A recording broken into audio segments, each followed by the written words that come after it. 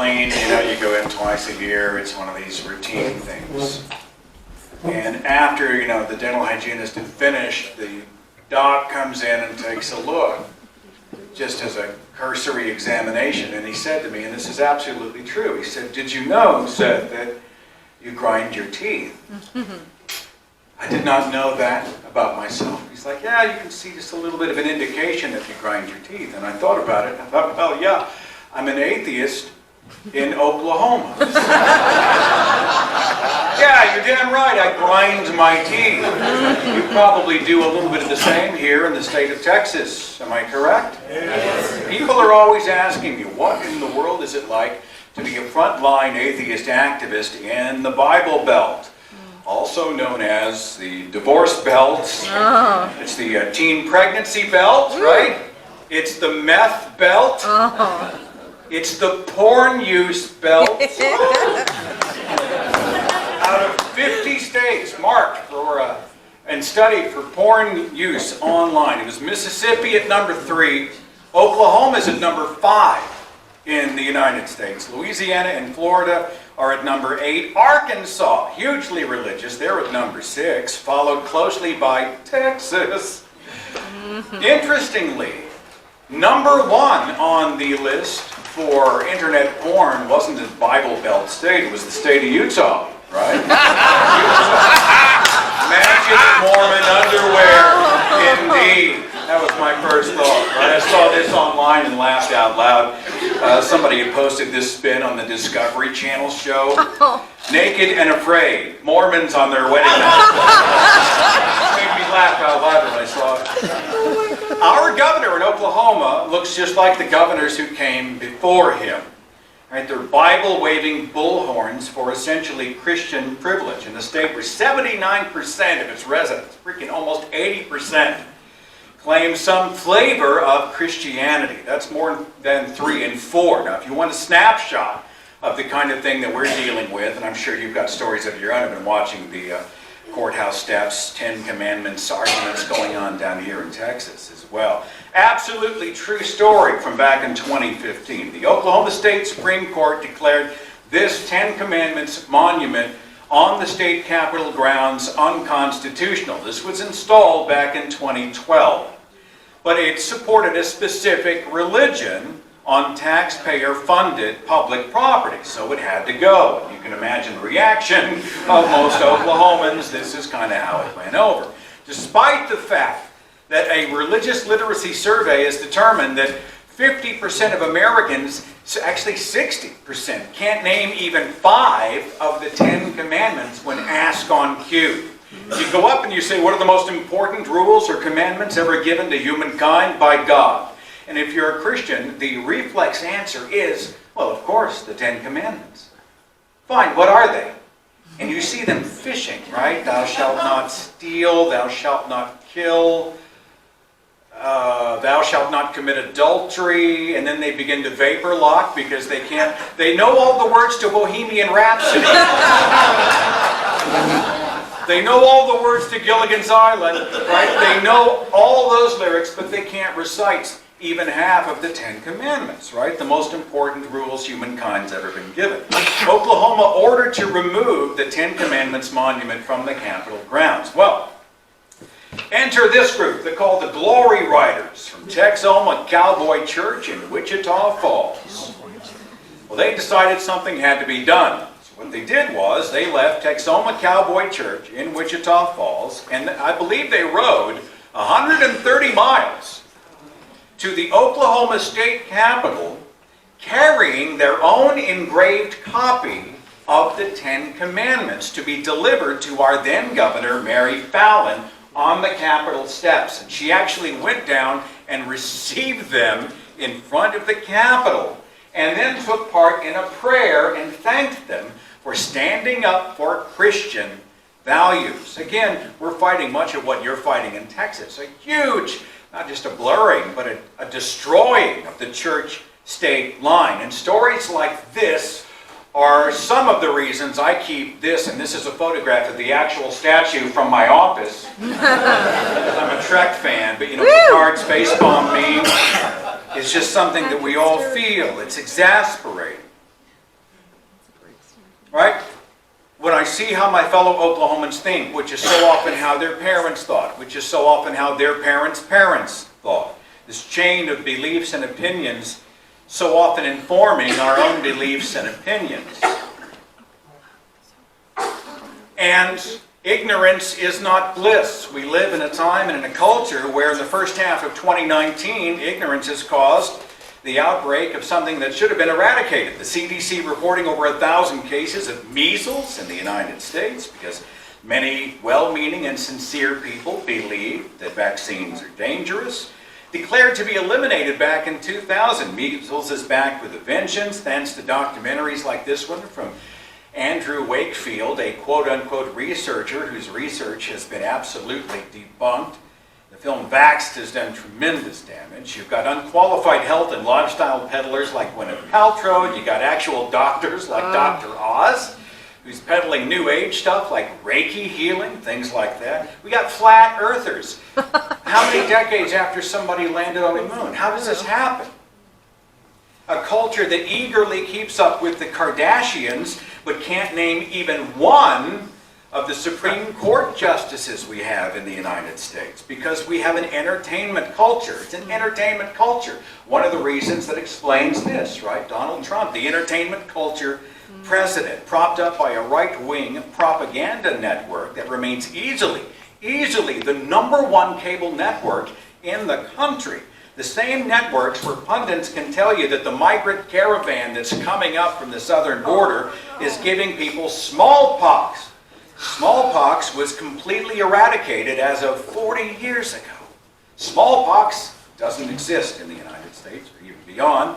Sean Hannity goes from saying that the Mueller report exonerated Trump to saying the Mueller report was a politically motivated witch hunt. You got Tucker Carlson. He's warning his adoring viewers about what? The metric system. Now, I had a video clip, but we're not wired for sound, so I can't play the clip. But essentially, he's going off, making fun of people who use metric measurements. Now, when I was a kid, they told us metric was coming. Anybody remember those conversations? Yeah. Right? You're doing feet and yards now, you're doing miles now, but metric is coming. You need to learn metric. And it's weird because it's 2019, I'm 51 years old, and right now, as far as I can tell, the only people in America using metric are soft drinks and drug dealers, right? I mean, there may be a few others. Forgive my cheesy stock, but I don't know any actual drug dealers who would be, agree to the photograph, so I just picked something out. Anybody told that there would be a paperless office by now? Get ready, folks. Put away your Post-it notes because the paperless office is coming. Anybody here working a paperless? I mean, maybe you do. Nobody. Nobody. Flying cars, where are those? Yeah. And of course, I'm actually relieved because we've seen how most people drive on terra firma. Oh, no. Right? They can't even get in the lines on terra firma. Oh my God, we're going to put them in the air. They're going to be flying projectiles. Beyond the cultural stuff, I remember sponging up the often necessary instruction from my mother and father, my guardians, my authority figures. We can all tick off the basics. On cue, tie your shoes, brush your teeth, you say please, you say thank you, you wear sunscreen, close your mouth when you chew, eat your veggies, clean up after yourself, look both ways before you cross the street. Right? Most of us can recite mom advice from memory. Don't take candy from strangers, don't touch the hot stove, don't run with the scissors. By the way, this reminds me of something I saw on Twitter, I just thought it was funny. It said, don't run with scissors unless you're being chased by someone with a rock, being chased by somebody with a taser.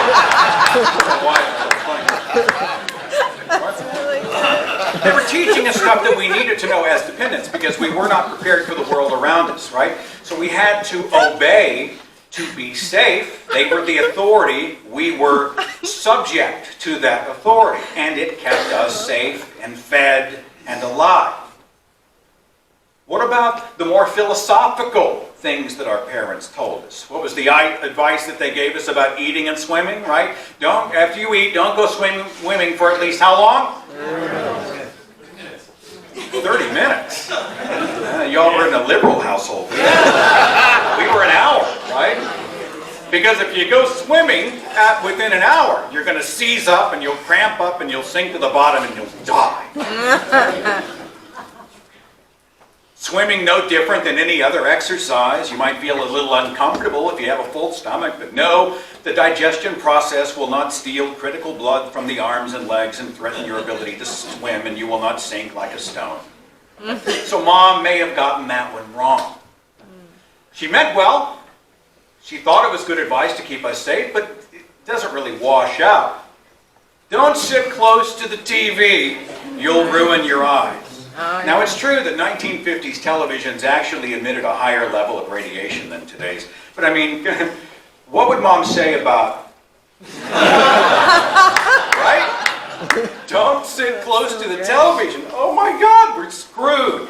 Hey, don't twist up your face because it will... stay that way. It'll stick. And you'll look that way for the rest of your life. Don't swallow a piece of chewing gum. It'll be in your stomach for 7 years. Actually, no. That's not true. It doesn't sit undigested in your stomach for 7 years. Generally, it's gone within a week. Don't crack your knuckles, because that'll make your knuckles big and give you arthritis. Well, they weren't accurate about that. Going outside without a coat, don't do that, or you'll catch your death of cold. But colds are viruses. You get sick more in the winter because you're incubated. You're indoors more. It's not because the cold itself will get you sick. The advice was actually factually wrong. Parents and teachers used to say, of course you have to do math the long way. I mean, who's going to have a calculator in their pocket everywhere they go? That's never going to happen.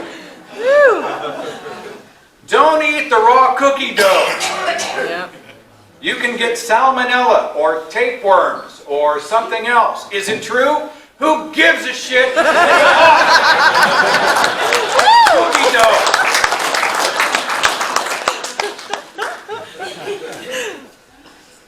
We realized that they got stuff wrong. We trusted them. They were the authority. We trusted them. And we know that in many cases they weren't, but in many cases, yeah, they were wrong. Will masturbation really make you go blind? By the way, the fact that I don't look out and see about 150 seeing eye dogs right now tells us that this is not true, right? Or we were told that only guys masturbate. Yeah, right.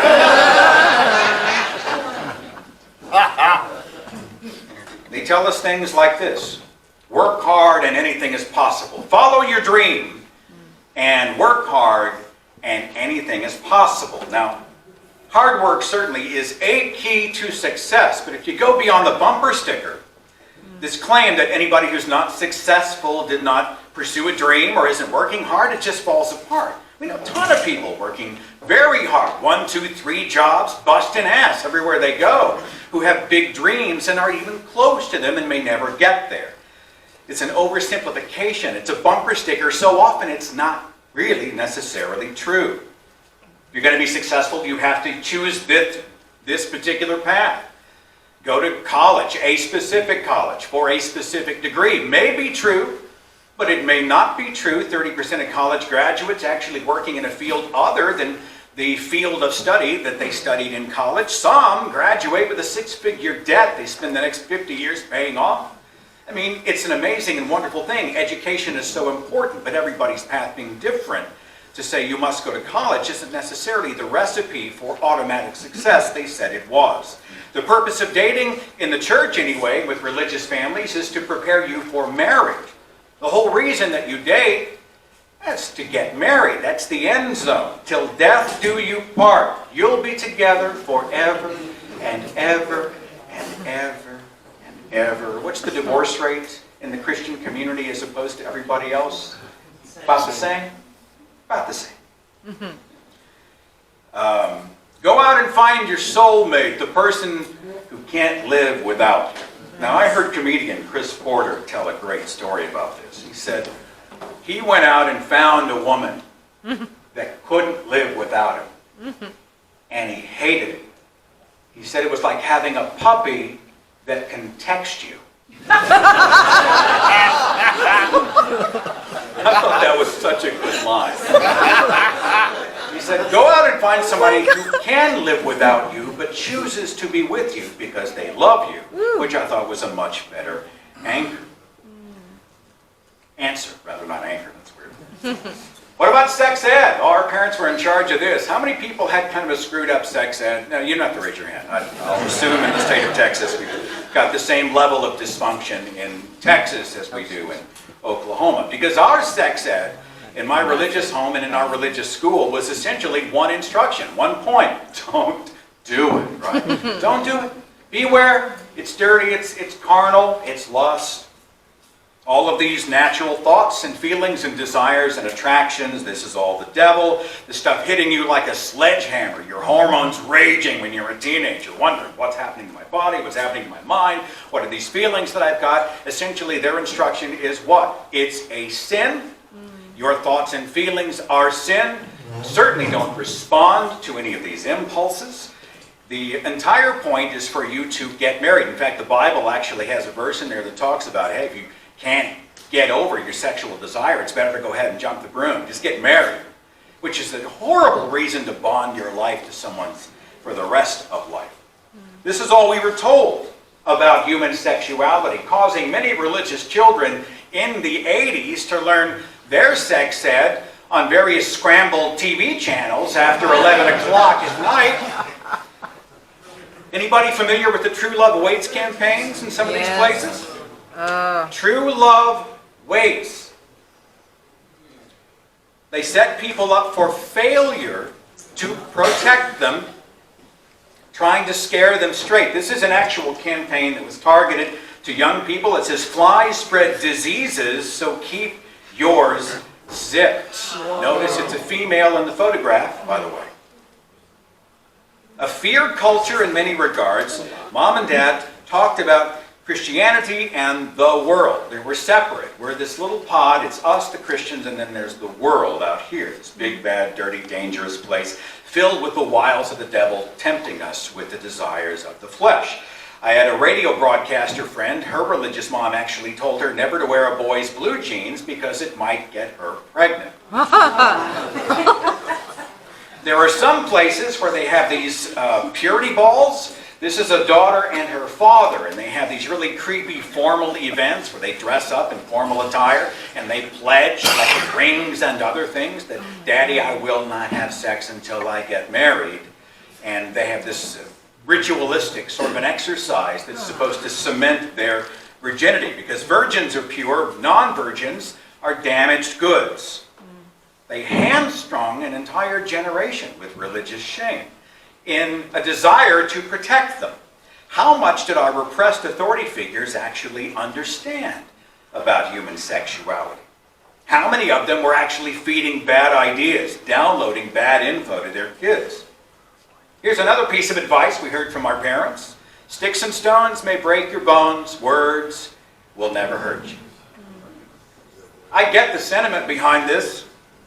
Everybody in this room, though, I'll bet has been wounded deeply by somebody's words. You're thinking of the occasion right now. The time somebody just cut you to the quick. Verbally.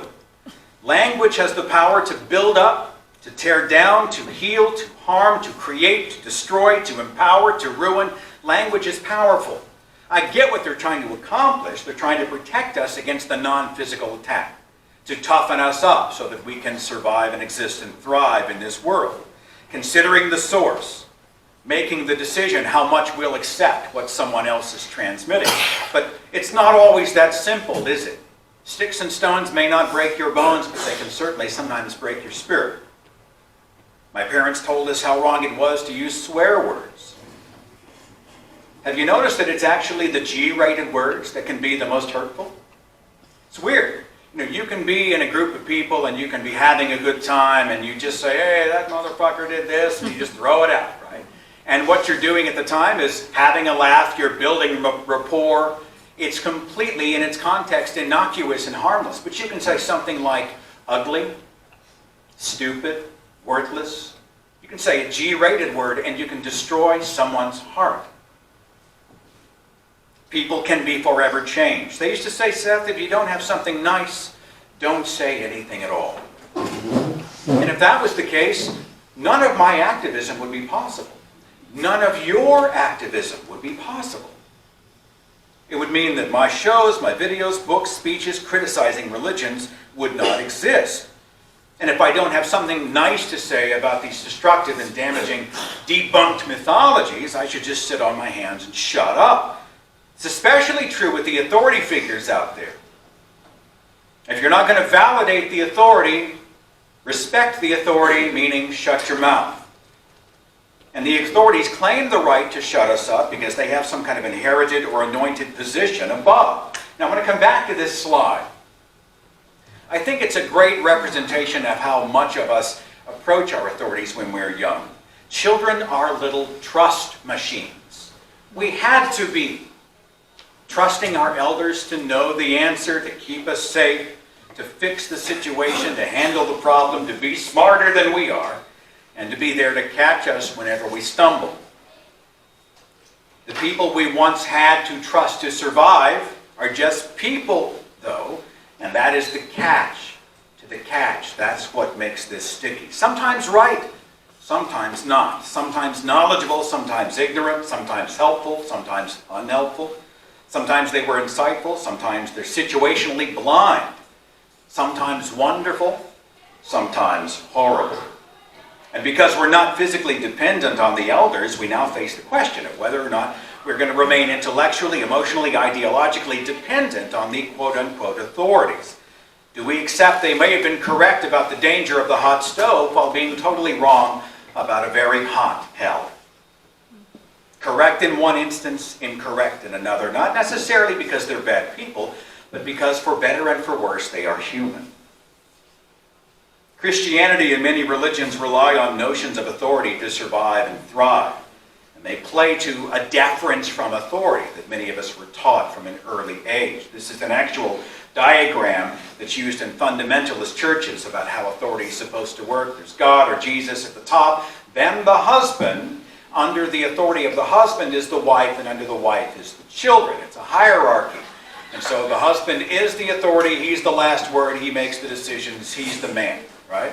And he submits only to God. Interesting that men wrote these doctrines, it's bizarre. Entire cultures are taught to defer to the authority of spiritual leaders placed over them ostensibly by God.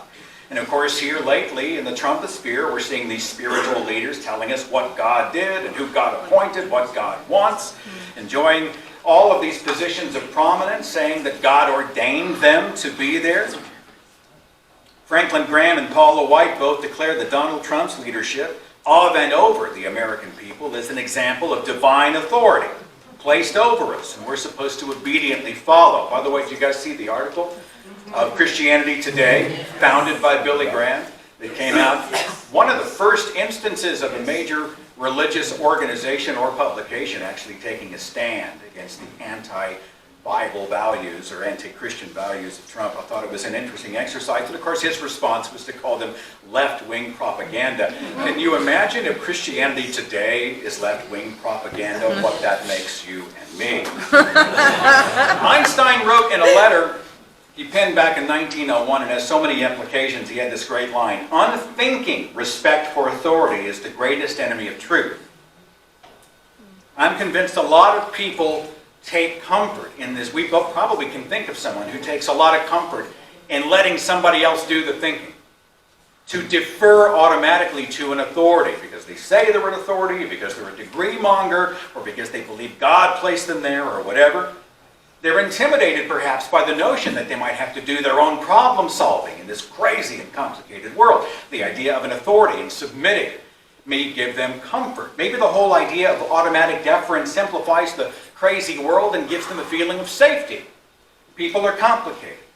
Maybe they bought into the idea that older is automatically wiser, or respect means that you never challenge or disagree, or that they've inherited some kind of mantle they're supposed to carry. We've all seen family instances where somebody says, we didn't raise you like this, to live like this, to love like this, to think like this, to vote like this. Well, what are they saying? You're supposed to be an echo of their voice. I hear a lot of stories from my listeners about how much trouble they caused when they started doing their own thinking. I'll bet there's some troublemakers in this room. Oh, I'll bet there's troublemakers in this room. Right? The people who raise their hand and say, I have a question. How does that work? Why is that there? Who came up with that? Is that true? Have we tested it? Then did we test it again?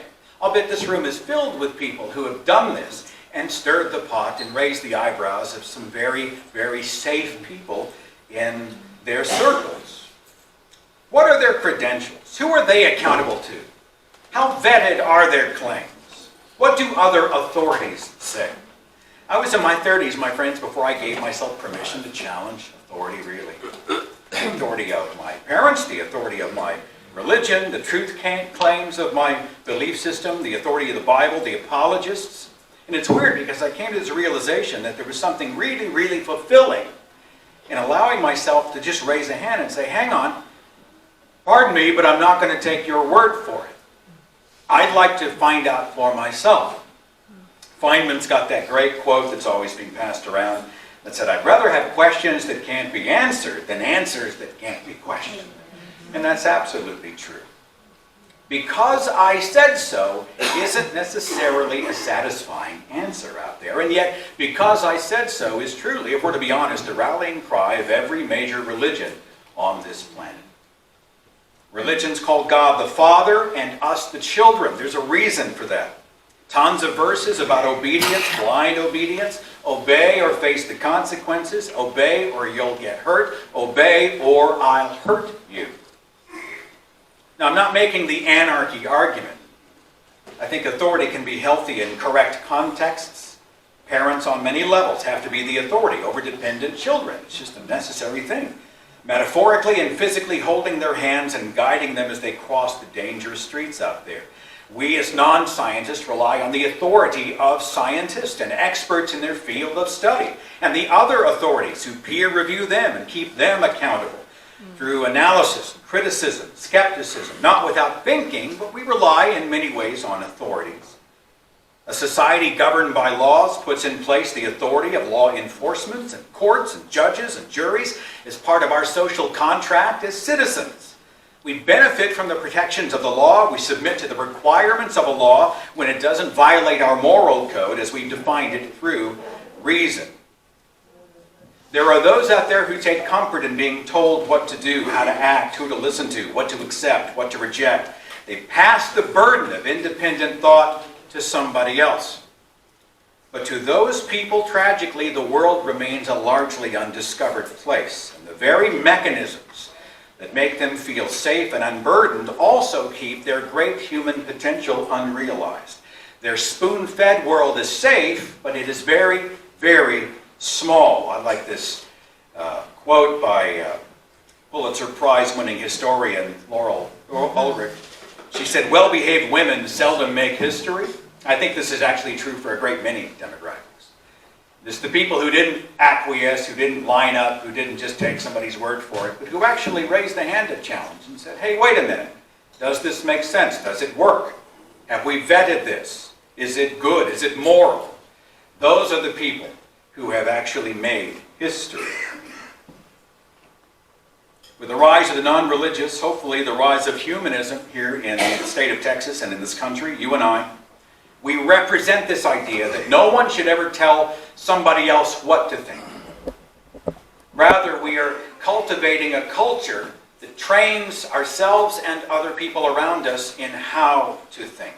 Critical thinking skills. And then the world opens up for those who dare to raise the hand of challenge and to question. The why question is an amazing question. The how question should be applied across the spectrum. Many of us who finally ask how and why, it led us to a new life. I was a religious person a decade and a half ago. I would have never seen the world that I see today had I not stopped to ask the question, why? And it led me out of a toxic relationship with my religion. But people of all shapes and stripes have asked the why question. It led them on a journey. Maybe it led you out of a toxic relationship with a life partner. Maybe it led you out of a toxic family situation. Maybe it led you out of a stupid habit or a dangerous pseudoscience. I'll bet this room's loaded with people who've been asking why for a long time, and it totally transformed them. Is it a challenging way to live? Yep. Does it reveal a more complicated, crazy, messy world? Yep. With no easy answers and sometimes no discernible answers at all? Yep. But still a life of discovery, and most importantly, a life lived honestly, on our terms, beyond the umbrella of blind authority, where every moment presents an opportunity to evolve. Thank you guys so very much for having me.